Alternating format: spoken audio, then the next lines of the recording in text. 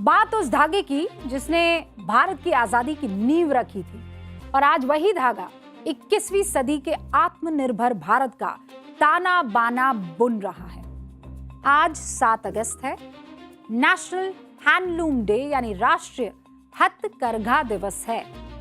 और इस वक्त जो साड़ी मैंने पहनी है इसे भागलपुरी सिल्क साड़ी कहते हैं। इस पर काम जो है वो कलमकारी का है। ये जो देख रहे हैं आप, और ये हाथों से पेंट की गई है। ये हमारी राष्ट्रीय धरोहर है। और आज खास नेशनल हैंडलूम डे के मौके पर यानी राष्ट्रीय हथकरघा दिवस के मौके पर इस साड़ी को मैंने पहना है। सिल्क सिटी भागलपुर का खूबसूरत सिल्क और उस पर कलमकारी का काम। 1905 में आज ही के दिन कोलकाता के टाउन हॉल से स्वदेशी आंदोलन का बिगुल बचा था। मकसद था विदेशी कपड़ों का बहिष्कार करना और स्वदेशी बुनकरों की ताकत बढ़ाना। लेकिन आजादी के बाद दशकों तक ये सिर्फ एक प्रतीक बनकर रह गया। हथकरघा उद्योग उपेक्षा और बिचौलियों के हवाले छोड़ दिया गया। साल 2015 में प्रधानमंत्री मोदी ने 7 अगस्त को राष्ट्रीय हथकरघा दिवस घोषित करके स्वदेशी की इस ज्वाला को दोबारा जीवित किया। यानी पिछले 11 वर्षों से हम आज के दिन को नेशनल हैंडलूम डे के रूप में मना रहे हैं। प्रधानमंत्री के इस मौके पर एक वीडियो को मैं आपके साथ साझा करती हूं। उनकी एक खास अपील आई और वो अपील क्या थी मैं आपको एक बार सुना देती हूं। 7 अगस्त हैंडलूम डे होता है। हमने इतने ही उत्साह और उमंग के साथ हैंडलूम डे मनाना है। आप भी तो इस प्रकार से एक हैंडलूम की वैरायटी के साथ GRWM वीडियो करके जरूर दुनिया के सामने अपनी बात रख सकते हैं। आइए हम स्वयं हैंडलूम से कुछ न कुछ खरीदें, उसका एक वीडियो बनाएं और देश और दुनिया में उस वीडियो को प्रचारित करें ताकि हमारे बुनकर भाई बहनों के सामर्थ्य का परिचय दुनिया को भी हो। एक खास शब्द पर आपने ध्यान दिया, GRWM यानी गेट रेडी विथ मी। प्रधानमंत्री ने कहा कि आप वो वीडियो शेयर कीजिए और पूरी दुनिया के सामने अपनी बात रखिए। दरअसल GRWM जेन जी के बीच इस्तेमाल होने वाली खास लैंग्वेज, जिसका मतलब मैंने आपको बताया, get ready with me. Instagram reels, YouTube के शॉर्ट्स धड़ल्ले से इस GRWM को लेकर इस्तेमाल होते हैं।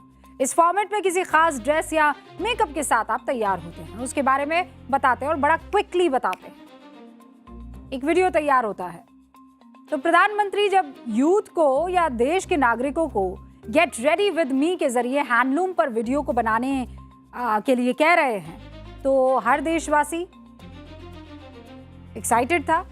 दुनिया के मंच पर स्वदेशी के दूत के रूप में वो पेश करना चाह रहे थे पीएम।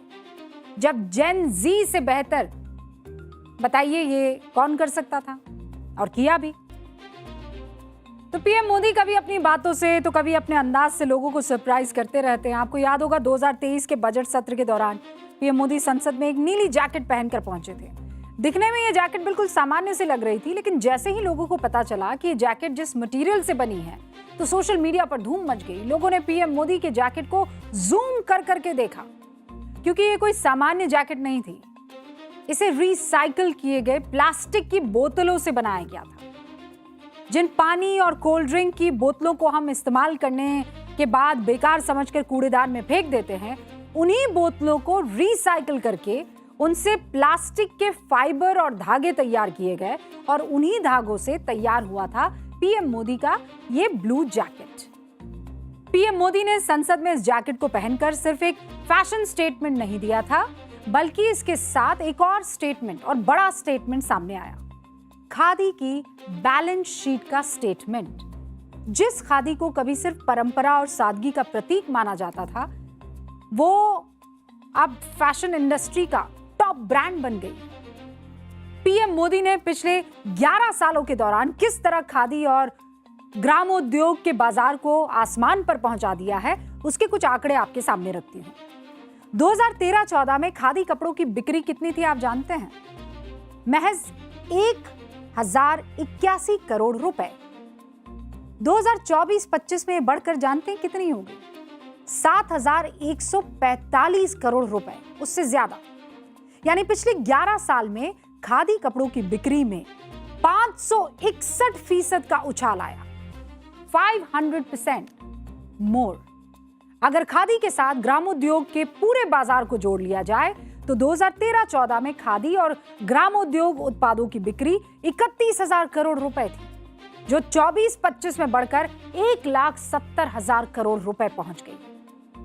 यानी करीब 11 साल में खादी और ग्रामोद्योग के बाजार में 448% की बढ़ोतरी। और ये आंकड़े बताते हैं कि कभी आजादी की लड़ाई का प्रतीक रही खादी आज आत्मनिर्भर भारत की आर्थिक ताकत बन गई है। 7 अगस्त 1905 देश की आजादी के लिए स्वदेशी आंदोलन का प्रारंभ जब हुआ था, उस दौर का स्वदेशी आंदोलन ब्रिटिश हुकूमत के खिलाफ आर्थिक रणनीति था। आज का स्वदेशी 2.0 भारत की आर्थिक संप्रभुता की लड़ाई है, ताकि आयात पर भारत की निर्भरता कम हो सके। और सरकार ने 2 लेवल पर काम किया है। एक तो बिचौलियों का सफाया करके बुनकरों को सीधे सरकारी और वैश्विक खरीदारों से जोड़ दिया है। दूसरा, स्वदेशी को सांस्कृतिक राष्ट्रवाद यानी कल्चरल नेशनलिज्म का हिस्सा बना दिया है। आज की तारीख में आप ये नहीं कह सकते कि खादी और हैंडलूम केवल नेताओं का पहनावा है। इसे युवाओं के बीच फैशन स्टेटमेंट और प्राइड के रूप में रीब्रांड किया गया है। जब वैश्विक मंचों पर विदेशी राष्ट्रीय अध्यक्षों को भारतीय हस्तशिल्प और हथकरघा के प्रोडक्ट उपहार में भेंट किए जाते हैं, तब वो भारत की सॉफ्ट पावर का ही प्रतीक होता है। तो स्वदेशी सिर्फ एक कपड़ा या वस्तु खरीदना नहीं है, ये देश के आखिरी पायदान पर खड़े बुनकर और कारीगर के घर में चूल्हा जलाने का संकल्प भी है। जब हम मेक इन इंडिया और हैंडलूम को चुनते हैं तो हम भारत के स्वाभिमान को चुनते हैं, और जब हम वोकल फॉर लोकल होते हैं तो हम अपने ही भारत को बुलंद कर रहे होते हैं। और अब हमारा स्पेशल सेगमेंट सोचा है कभी। हमारे देश में एक ऐसा मंदिर भी है जो हर 12 साल पर आने वाली आपदा से आसपास के लोगों की रक्षा करता है। सोचा है कभी? हिमाचल प्रदेश के कुल्लू में ब्यास नदी के किनारे है बिजली महादेव मंदिर। इस मंदिर पर हर 12 साल में आकाशीय बिजली गिरती है, जिससे मंदिर का शिवलिंग खंडित हो जाता है। मान्यता है कि ऐसा करके भगवान शिव बिजली के प्रकोप को अपने ऊपर झेल लेते हैं और स्थानीय निवासियों की रक्षा करते हैं। और विज्ञान के नजरिए से इसे कंडक्टिव, मेटल और इलेक्ट्रोस्टैटिक डिस्चार्ज का कुदरती उदाहरण माना जाता है। दरअसल बिजली महादेव मंदिर 7,874 फीट की ऊंचाई पर है, एक पहाड़ी की चोटी पर।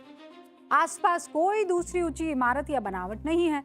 ऐसे में आकाशीय बिजली को मंदिर के शीर्ष पर लगा त्रिशूल अपनी ओर खींचता है। यानी जब बादलों में इलेक्ट्रोस्टैटिक डिस्चार्ज या बिजली का बहाव बनता है तो ये त्रिशूल के जरिए नीचे धरती में समा जाता है। लाखों वोल्ट के इस थर्मल शॉक से शिवलिंग खंडित जरूर हो जाता है, लेकिन मंदिर के पुजारी खंडित शिवलिंग के टुकड़ों को इकट्ठा करके उन्हें मक्खन और आटे के लेप से दोबारा जोड़ देते हैं, जो कि ठंडे प्रदेश में सॉलिड गोंद का काम करता है। एक सवाल और, क्या यह घटना वाकई हर 12 साल में होती है? जवाब मिला जुला है। कहा जाता है कि चक्र प्रकृति और मौसमी बदलाव के कारण करीब करीब इतने वक्त में ही लौटकर आता है। घंटी बज गई है, अब मुझे जाना है, इजाजत दीजिए। लेकिन कल फिर आपसे मुलाकात होगी 8:50 पर। कहाँ? न्यूज़ की पाठशाला में।